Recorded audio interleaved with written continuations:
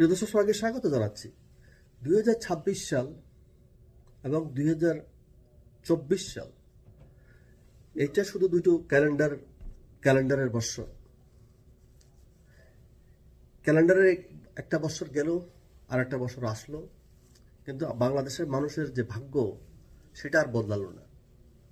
2024 সালের ইলেকশন নিয়ে আমরা অনেক কথা শুনেছি, অনেক বয়ান শুনেছি, অনেক ন্যারেটিভ শুনেছি, এবং সেই বয়ানগুলো অনেকটাই সত্য। কিন্তু 2026 সালের যে ইলেকশন হলো সেটা কি 2024 সালের চেয়ে ভালো? 2024 সালের ইলেকশন যদি হয় রাতে, আর 2026 সালের যে ইলেকশন সেটা তো রাতের আগে হয়ে গেল। সেখানে সেনাবাহিনী, ডক্টর ইউনূস এবং ডিপ স্টেট তারাই সিদ্ধান্ত নিয়ে রাখলেন কে কতটি আসন পাবে, বাংলাদেশের কত পার্সেন্ট ভোট হবে। প্রিয় দর্শক, ভাবুন তো, তাহলে আমাদের এই যে দুটো ইলেকশন হলো, একটা 2024 সালে আওয়ামী লীগের অধীনে এবং 2026 সাল ডক্টর ইউনূসের অধীনে, এই দুটো ইলেকশনের মধ্যে কোনো তফাৎ কি ছিল? 2024 সালে যে ইলেকশন নিয়ে যে মেইন অভিযোগটা ছিল সেটা হলো সেখানে বিরোধী দল অংশগ্রহণ করেনি বা অংশগ্রহণ করতে দেওয়া হয়নি। 2026 সালে তো আমরা একই কথা প্রযোজ্য।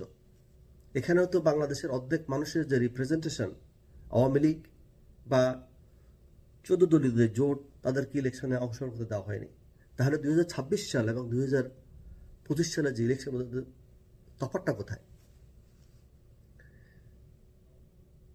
আগে যে সরকার ছিল তাদের সমালোচনা করলে অনেককে নাকি লাঞ্ছনা সইতে হতো, আর এখন আমাদের নতুন একটা সরকার এসেছে, এখন শুধু লাঞ্ছনা নয়, ফেসবুকে যদি কোনো পোস্ট দেওয়া হয় তাকে মানুষকে গ্রেপ্তার করা হয়, নির্যাতন করা হয়, তাদের বিরুদ্ধে মামলা দেওয়া হয়। প্রিয় দর্শক,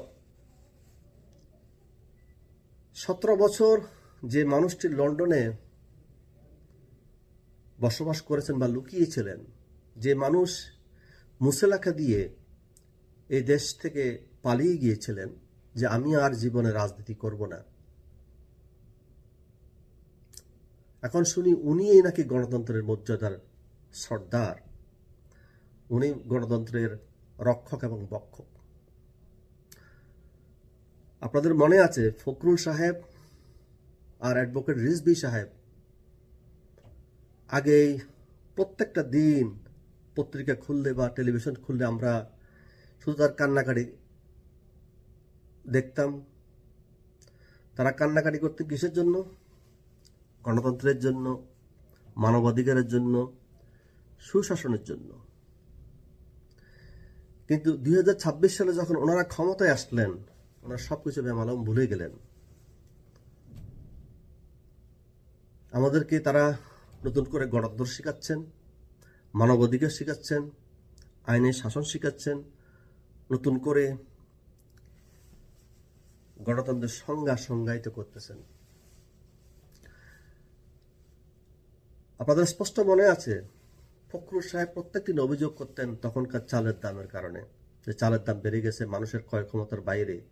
আওয়ামী লীগের সময় যে চাল ছিল 50 টাকা, আজকে সে চাল হলো 94 টাকা বা 100 টাকা। আগে যখন আওয়ামী লীগের সরকারের সময় 1 টাকা বা 2 টাকা তেলের দাম বাড়তো, তখন হাজার হাজার মানুষ এটা নিয়ে অভিযোগ করত। আমাদের সাংবাদিকরা ঝাঁপিয়ে পড়তেন, ফখরুল এবং রিজভীরা ঝাঁপিয়ে পড়তেন সমালোচনা করার জন্য। কিন্তু গত 2 বৎসরে আওয়ামী লীগ সরকার ক্ষমতা যাওয়ার পর থেকে চালের দাম বেড়ে হয়েছে দ্বিগুণ, গ্যাসের দাম বেড়েছে 400 গুণ, ঋণ খেলাপি বেড়েছে 1000 গুণ, তেলের দাম বেড়েছে দ্বিগুণ।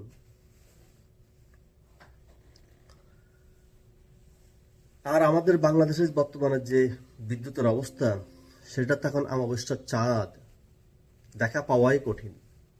আওয়ামী লীগের সময় দ্রব্যমূল্য নিয়ে যারা চিল্লাইত, তারা এখন তারা মুখে কুরু পেরেছেন। এখন বাংলাদেশে গ্যাস নাই, বিদ্যুৎ নাই, কিন্তু বিলের কাগজ ঠিকই দরজায় এসে মাস শেষে আমাদেরকে হাজির হয়, আমাদেরকে বিল দিতে হয়। সবচেয়ে যে বড় যে তামাশা সেটা হলো 1971 সালের খুনি জামাত এখনো বাংলাদেশে রাজনীতি করে, যারা 30 লক্ষ মানুষকে হত্যা করার পেছনে সরাসরি জড়িত, 3 লক্ষ মা বোনের ইজ্জত লুটের সাথে সরাসরি জড়িত। আর যে দলটি দেশ স্বাধীন করলো, সেই দলকে তারা নিষিদ্ধ করলো। ইউনূস সরকার যেটা করেছিল সেটা হলো এই দলের কার্যক্রম নিষিদ্ধ করেছিলেন। আর বর্তমানে যে আমাদের বিএনপি সরকার, তারা আরো এক ধাপ এগিয়ে এসে এই দলকেই সরাসরি নিষিদ্ধ করলেন। কি অদ্ভুত, কি সেলুকাস এই দেশ। 91 সাল থেকে 96 সাল এবং 2001 সাল থেকে 2006 সাল আমরা দেখেছি বিএনপি এবং জামাত মানে তো দুর্নীতি আর খুনের রাজত্ব। তারা যে পরিমাণ দুর্নীতি করেছে, যে পরিমাণ মানুষকে হত্যা করেছে, যে পরিমাণ অপশাসন বাংলাদেশের উপর চালিয়েছে, আওয়ামী লীগকে যদি একবার নিষিদ্ধ করতে হয়, তাদেরকে নিষিদ্ধ করতে হবে 10 বার তাদের কৃতকর্মের জন্য। প্রিয় দর্শক, সোজা একটা কথা, সেটা হলো 2024 সালের ইলেকশন যদি অবৈধ হয় এবং 2026 সালের ইলেকশন অবৈধ, আপনি কোন নৈতিকতার বলে 2026 সালকে আপনি বৈধ ইলেকশন বলবেন? কোন যুক্তির বলে, কোন নৈতিকতার বলে? যারা এই নির্বাচনকে বলে বৈধ, তারা না হয় পাগল, নইলে কানা বা বদির, অথবা তাদের ভোট শক্তির লোপ পেয়েছে। আর আমরা জনগণ, আমরা তো হলাম বলির পাঠা।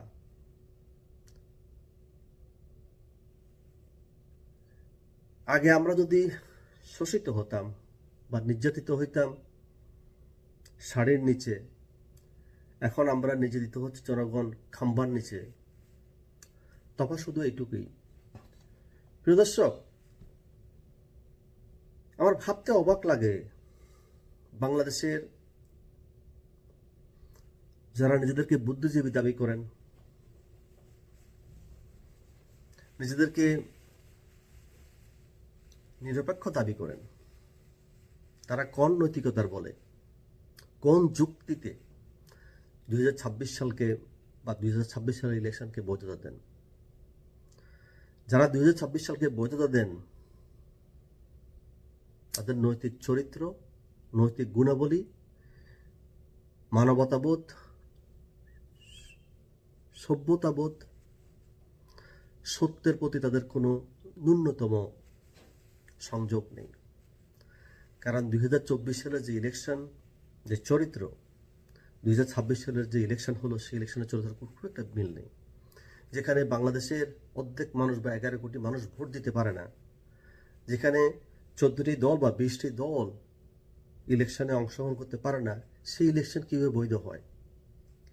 বাংলাদেশে কিছু বুদ্ধিজীবী রয়েছে, কিছু সাংবাদিক রয়েছে, তারা যখন আওয়ামী লীগ ক্ষমতা ছিল, প্রত্যেকটা ইস্যুকে, প্রত্যেকটা বিষয়কে বিশাল আকার করে মানুষের কাছে উপস্থাপন করতেন। গত 2 বছরে বাংলাদেশে ইউনূস সরকারের সময় বাংলাদেশের যে নির্যাতন, যে অপশাসন তারা চালিয়েছে, সেটার বিরুদ্ধে খুব কম সংখ্যক সাংবাদিক বা বুদ্ধিজীবী কথা বলেছেন। আর বর্তমানে যে সরকার ক্ষমতায় এসেছে, যে সরকারের চরিত্র আমরা দেখেছি জামাত এবং বিএনপি 2091 এবং 1991 সাল এবং থেকে 1996 এবং 2001 সাল থেকে 2006 সাল, এবং বর্তমানে যিনি প্রধানমন্ত্রী হিসেবে অধিষ্ঠিত হয়েছেন, তার যে কুখ্যাতি, তার যে কর্মকাণ্ড আমরা দেখেছি, অবলোকন করেছি, এবং বর্তমানে ক্ষমতা আসার পরে আমরা যা অবলোকন করতেছি, এর থেকে স্পষ্ট প্রতীয়মান এর হলো অপশক্তি। এরা বাংলাদেশের স্বাধীনতা বিরোধী শক্তি, বাংলাদেশের গণতন্ত্রের শত্রু, যারা মুখে এক কথা বলে করে ভিন্নতা। এরা গণতন্ত্রের কথা বলে কিন্তু গণতন্ত্রের চর্চা করে না। এরা মানবাধিকারের কথা বলে কিন্তু মানবাধিকারের চর্চা করে না। এরা মানুষের মৌলিক কথা বলার যে অধিকার, সেটার কথা বলে কিন্তু বাস্তবে তারা সেটা মানে না। বাংলাদেশ আজকে যে একটা অধপতন বা যে একটা চরম অবস্থার মধ্যে বিরাজ করতেছে, এ থেকে উত্তরণ পথ একটাই, সেটা হলো সংগ্রাম করা, মানুষকে আন্দোলনে ঝাঁপিয়ে পড়া, সত্যকে সত্য হিসেবে জানা, এবং তাদের উচিত 2024 সালে যে আন্দোলন হয়েছিল কোটা আন্দোলন নিয়ে, যেটাকে মানুষকে বোঝানো হয়েছিল কোটা, কিন্তু আসলে যে কোটা আন্দোলন ছিল না, এটা ছিল একটা বিচ্ছিন্নতাবাদী আন্দোলন, এটা একটা মৌলবাদী আন্দোলন ছিল। ছাত্রদেরকে সামনে নিয়ে এসে বিএনপি এবং জামাত এবং কুখ্যাত যুদ্ধ অপরাধী এবং টেরোরিস্ট, তারাই ষড়যন্ত্র করে, ডিপ স্টেটের ষড়যন্ত্রের মাধ্যমে বাংলাদেশের সেনাবাহিনী বা কিছু উচ্চপদস্থ অফিসার ষড়যন্ত্র করে তখনকার সরকারকে তারা টপল করেছিল বা সরকারকে নামিয়েছিল। বাংলাদেশের মানুষ একদিন জানবে এবং বুঝবে, কারণ তখন যে নেগেটিভ দাঁড় করানো হয়েছিল আওয়ামী লীগের বিরুদ্ধে, যে তারা মানুষকে হত্যা করেছিল, সে হত্যাকাণ্ডের একজন সুষ্ঠু তদন্ত হবে। বাংলাদেশের মানুষ একদিন দেখবে এই হত্যার পেছনে কারা জড়িত ছিল। আওয়ামী লীগ কি আদৌ জড়িত ছিল, নাকি কারা সে মাহফুজ সান্ডার মতো লোকেরা স্নাইপার দিয়ে মানুষকে হত্যা করে আওয়ামী লীগের দোষ চাপিয়েছিল। এদেশের মানুষ একদিন দেখবে তৃতীয় মাত্রা জিল্লুর রহমান, যারা মানুষকে বিভ্রান্ত করে, যখন বিএনপি ক্ষমতা আসে তার বউরা আবার এমপি হয়, মতিউর রহমান মতো সাংবাদিক, আনিসুল হকের মতো সাংবাদিক, আবদুল্লাহ আবু সাইদের মতো ব্যক্তিত্ব, যারা ডিপ স্টেটের ষড়যন্ত্রকারী, যারা আওয়ামী লীগ থেকে সুযোগ সুবিধা নিয়েছিল এবং আওয়ামী লীগের পতনে তারাই আবার ত্বরান্বিত করেছিল। এরা হলো বাংলাদেশের স্বাধীনতা বিরোধী, এরা হলো নব্য সাম্রাজ্যবাদের অপশক্তি। বাংলাদেশের মানুষ এদের একদিন চিহ্নিত করবে এবং তাদের যে আসল রূপ সে উন্মোচন করবে। প্রিয় দর্শক, আমরা যখন কথা বলবো, গণতন্ত্রের কথা হোক, মানুষের মৌলিক অধিকার বলেন, মানুষের প্রেস ফ্রিডম বলেন, আমরা সেটা যেটা বলবো সেটাকে ধারণ করব এবং বাংলাদেশে যারা রাজনীতি করে তাদের বোধোদয় হবে এই দেশ সবার, এই দেশ আপনার এবং এই দেশ আমাদের। এদেশে সবার অধিকার রয়েছে রাজনীতি করার। কোনো দলকে নিষিদ্ধ করে বাংলাদেশ কখনোই সামনে এগিয়ে যেতে পারে না, এগিয়ে যেতে পারবে না। আওয়ামী লীগকে নিষিদ্ধ করে মানুষের অন্তর থেকে তাদেরকে বিতরণ করা যাবে না।